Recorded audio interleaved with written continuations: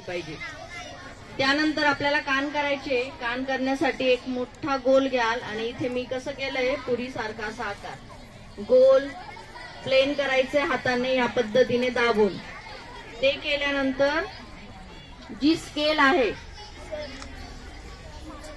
स्केलने बरोबर मधोमध त्याला कट करायचंय, म्हणजे दोन्ही कान जे आहे ते एकसारखे होतील।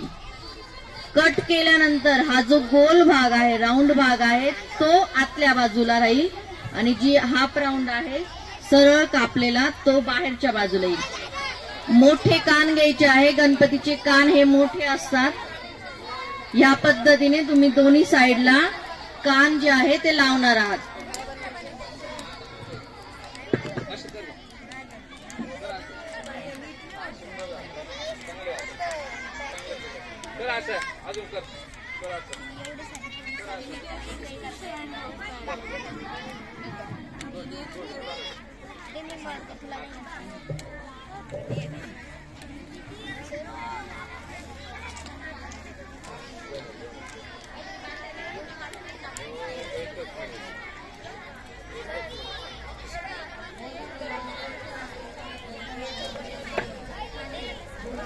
पूर्ण चाणकी सारखा गोल केल्यानंतर मोठा गोल घ्यायचा आहे। कान हे मोठे असतात। मधोमध पट्टीच्या साहाय्याने त्याला कट करायचा आहे।